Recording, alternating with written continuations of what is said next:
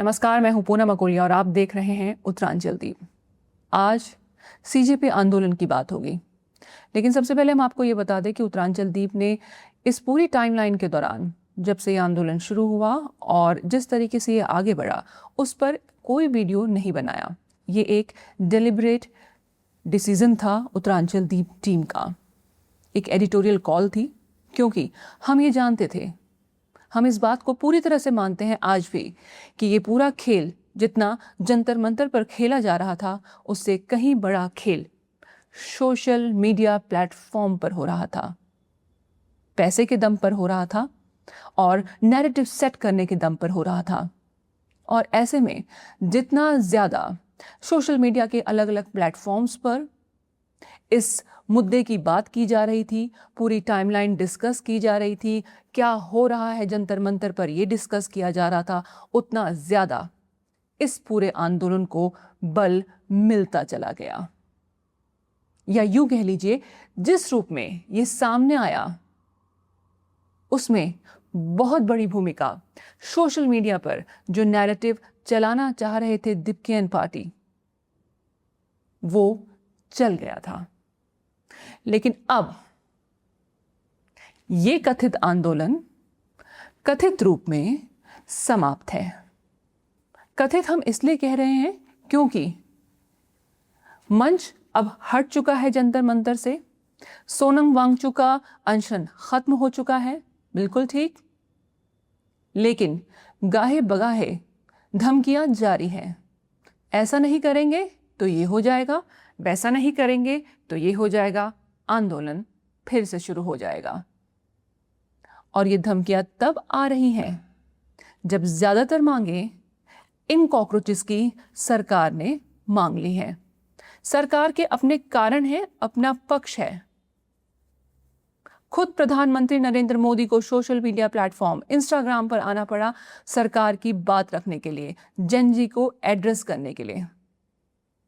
हालांकि जेन जी कहकर इस आंदोलन को जो रूप दिया गया, वो भी अपने आप सवालों के घेरे में है, क्योंकि भारत का जेन जी नहीं था सही मायने में जंतर मंतर पर, और तब तो बिल्कुल नहीं था जब संसद में घुसने की कोशिश की जा रही थी और हंगामा किया जा रहा था संसद के बाहर।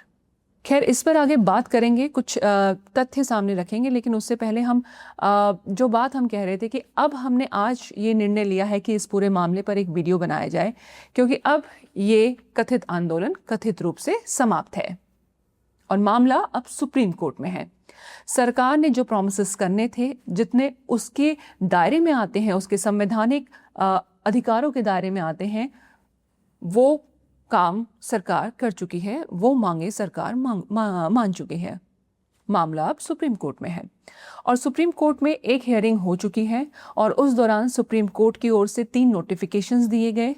मुख्य रूप से कई और बातें भी की गई, लेकिन मुख्य रूप से 3 नोटिफिकेशन जो चर्चा का विषय बने हुए हैं। पहला तो ये कि जो माइनर्स हैं, 18 साल से कम उम्र के बच्चे हैं, उन पर कोई केस ना बने, अगर कोई डिटेन्ड है तो उनको रिलीज कर दिया जाए, कोई सवाल उनसे ना पूछा जाए, कोई कार्रवाई उनके खिलाफ ना की जाए।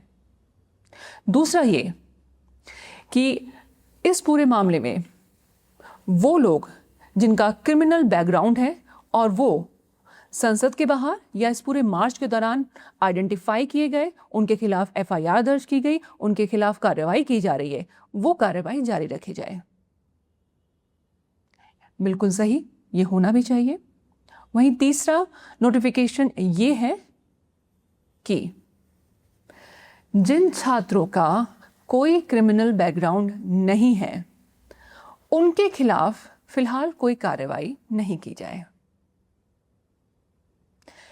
With due respect to the Supreme Court notification, और साथ ही इस बात को भी ध्यान में रखते हुए कि ये पूरा मामला छात्रों से जुड़ा हुआ है, इसलिए बहुत संवेदनशील है, हम ये एक सवाल उठा रहे हैं जो हमारे मन में आ रहा है कि क्या कोई क्रिमिनल अगर पहली बार हत्या करे, चोरी करे, डकैती करे, तो क्या वो क्रिमिनल नहीं होता?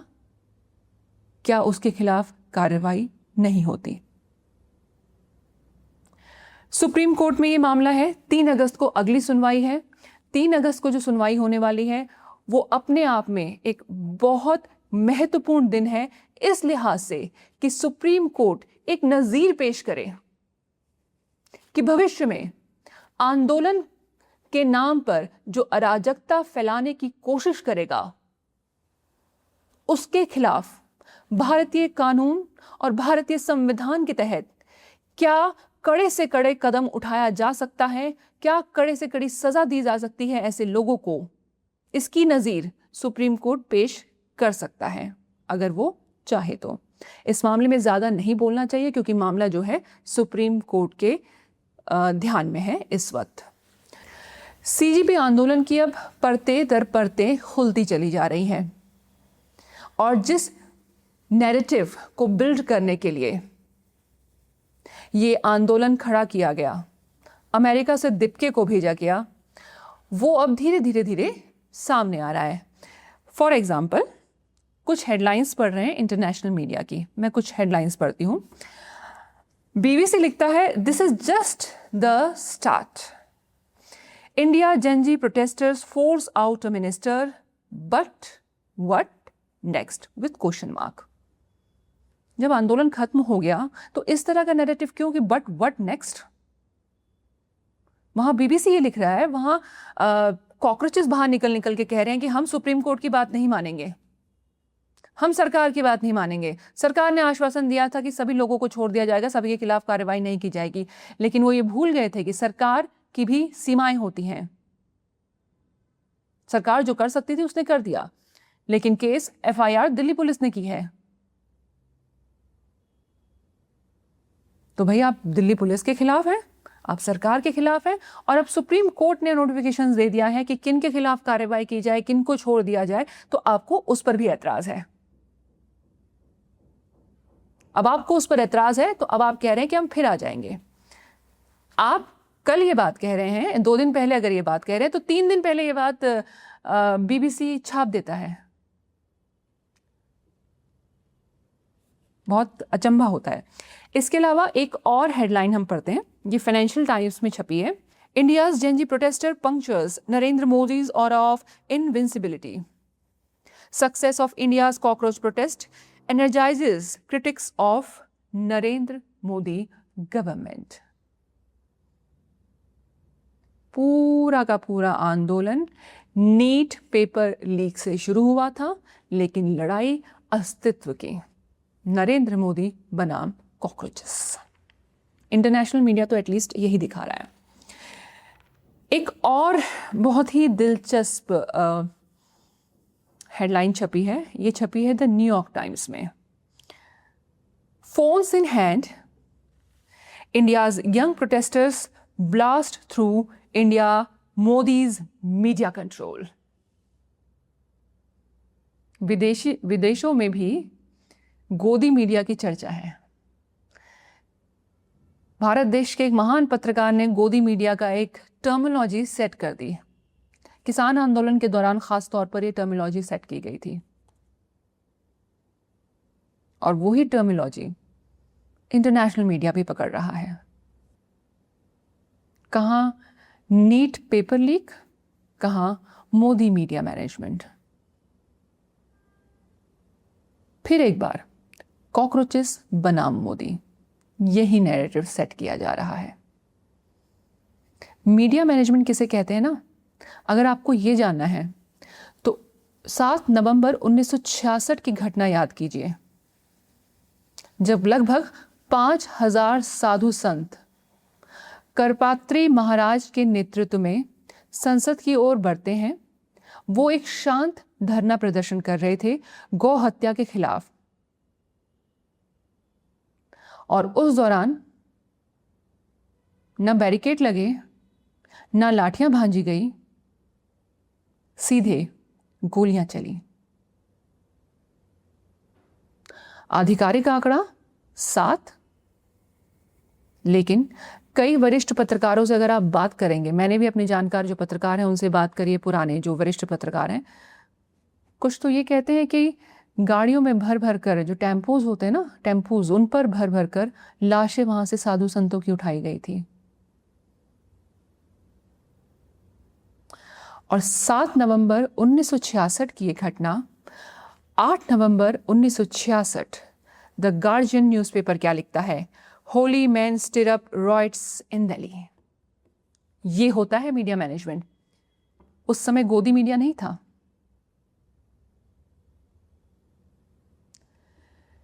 तो ये एक पक्ष ये भी है इस पूरे आंदोलन का। जैसा कि हमने थोड़ी देर पहले मैंने बताया था कि हम जेनजी की बात कर रहे हैं। एक तरीके से ये दिखाया जा रहा है कि भारत का जेनजी कैसा है। जिस तरह के अपशब्द, लड़कियां वीडियो बना रही थी अपशब्द बोल बोल कर, लड़के वीडियो बना रहे थे, पूरी दुनिया को ये दिखाया जा रहा था कि ये जेनजी है हमारा भारत का। ये जेनजी नहीं है हमारे भारत का, बिल्कुल नहीं है। लेकिन कोशिश और पूरा नैरेटिव यही कि भारत का जेनजी कैसा हो गया है, भारत में अस्थिरता है, भारत की जो नेक्स्ट जनरेशन आ रही है वो किसी काम की नहीं है। क्यों? ताकि यहाँ पर इन्वेस्टमेंट्स ना आ सके, ताकि जो ग्रोथ भारत इस समय देख रहा है वो ग्रोथ और आगे ना बढ़ सके। क्योंकि जो देश अस्थिर होगा, जहां की आने वाली जनरेशन कुछ इस तरह से बोलती है और कुछ इस तरीके से व्यवहार करती है, वहां कोई इन्वेस्टर क्यों इन्वेस्ट करेगा? यही कारण है वो जो वीडियोस पे पूरी डिबेट हो रही है ना कि कैसे जेनजी ऐसी भाषा का इस्तेमाल कर रही है कि कानों से खून आ जाता है, और किस तरीके से पूरी वीडियोस बनाई जा रही थी। वो इसीलिए कर रही थी, ये इसीलिए इस तरह के वीडियोस फैलाए जा रहे थे।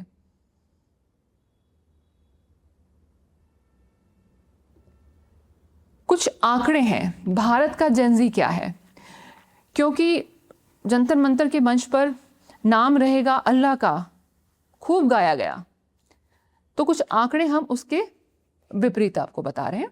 जैसे कि 82% of Indian travellers plan journey via cultural routes, यानी कि 82% जो इंडियन है वो अगर अब अपनी ट्रैवल प्लान कर रहे हैं तो उसमें कल्चरल एस्पेक्ट, स्पिरिचुअल एस्पेक्ट का ध्यान रख रहे हैं। उसमें से 84% मिलेनियल्स हैं, तो 80% जेन जी भी हैं, जो अगर ट्रैवल के लिए निकल रहे हैं तो उन जगहों पर भी जा रहे हैं जहां हमारी कल्चरल रूट्स छिपी हुई हैं, उन जगहों पर भी जा रहे हैं जहां पर हमारा स्पिरिचुअल अवेकनिंग होती है, स्पिरिचुअल नॉलेज मिलती है। MTV यूथ स्टडी है जो कहती है कि 62% of Gen Z India feel spiritually help with clarity, while nearly 70% says that spiritual practices strengthen their connection with their roots. MTV youth का ये आंकड़ा है जो कहता है कि 62% Gen Z जो ट्रैवल कर रहे हैं स्पिरिचुअल जगहों पर या फिर स्पिरिचुअल वेलनेस प्रैक्टिसेस कर रहे हैं, उन्हें फ़ायदा हुआ है, कई तरह का फ़ायदा हुआ है। 70% ये कह रहे हैं कि वो अपनी कनेक्शंस बिल्ड कर पाए हैं अपनी रूट्स के साथ। ये ख़तरा है जो एक दूसरे तरह के जेनजी को दिखा रहे हैं, उनको इस बात से खतरा है कि हमारा जेनजी सनातन के प्रति वापस इंटरेस्ट क्रिएट ही नहीं कर रहा है, बल्कि उसे फील कर रहा है और आगे उसे बढ़ाने के लिए अब वो तैयार है। एक तरफ स्टडीज हैं, दूसरी तरफ हम आपको अल जजीरा न्यूज़पेपर की 23 मई 2026 इसी साल 23 मई की एक हेडलाइन पढ़ के सुनाते हैं। Why is Gen Z suddenly obsessed with the भजन, कीर्तन एंड मेडिटेशन? बहुत समस्या हो गई, क्वेश्चन मार्क भी लगा रखा है आगे हेडलाइन में। बहुत समस्या हो गई अल जजीरा को, यानी कि अल जजीरा एडिटोरियल टीम को, इंटरनेशनल मीडिया। और कहीं ना कहीं ये एक बहुत क्लियर है कि ये एक इम्प्रेशन क्रिएट करना था इस आंदोलन के माध्यम से इंटरनेशनली, वर्ल्ड वाइड, कि भारत का जेनजी, भारत की आने वाली पीढ़ी क्या है। हालांकि अभी तक हमने कोई वीडियो नहीं बनाया है इस आंदोलन पर, लेकिन अब इस आंदोलन की परतें खुल रही हैं, तो आगे हम लगातार जो बातें सामने आएंगी उनको आपके सामने उसका विश्लेषण करने की लगातार हम प्रयास करते रहेंगे। लेकिन अभी तो फिलहाल सबकी नज़र 3 अगस्त को सुप्रीम कोर्ट ने जो सुनवाई करनी है इस मामले पर, उस पर सबकी नज़रें बनी हुई हैं, क्योंकि सुप्रीम कोर्ट एक नज़ीर पेश कर सकती है।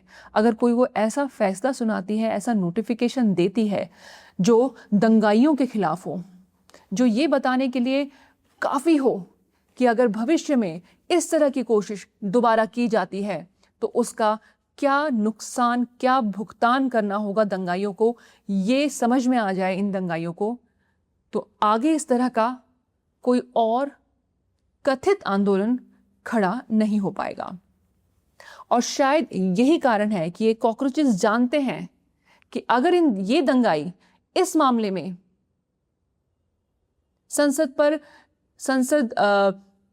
जंतर मंतर से संसद जाने के दौरान जिस तरह से हंगामा किया और जिस तरह से उन्होंने अराजकता फैलाई, वो जानते हैं कॉकरोचेस कि अगर इस मामले में ये जेल जाते हैं, इनके खिलाफ कड़ी से कड़ी कार्रवाई होती है, तो जब दोबारा वो घेराबंदी करेंगे, दोबारा वो कोशिश करेंगे आंदोलन करने की, तो इन लोगों का साथ उन्हें नहीं मिलेगा। तभी तो ये कॉकरोचेस सड़क से कानून बनवाना चाह रहे हैं। सरकार, मोदी सरकार के खिलाफ तो उन्होंने खूब आग उगल ली, और अब वो कह रहे हैं कि सुप्रीम कोर्ट की भी बात नहीं मानेंगे। ऐसा तो नहीं हो सकता, और उम्मीद करते हैं कि सुप्रीम कोर्ट भी समझे इस पॉइंट को भी, कि थोड़ा इसका भी विश्लेषण करे कि आखिर क्यों ये कॉकरोचेस बार बार उन लोगों को भी बचाना चाहते हैं जिनका क्रिमिनल बैकग्राउंड है। क्यों वो मांग कर रहे हैं बार बार कि सभी लोगों को छोड़ दिया जाए, जिनके खिलाफ भी एफआईआर की गई है वो सारी एफआईआर जो है वो रद्द कर दी जाए। आखिर इनका प्लान है क्या? अगर आप इस मुद्दे पर कोई राय रखते हैं तो हमें कमेंट करके जरूर बताइएगा। नमस्कार।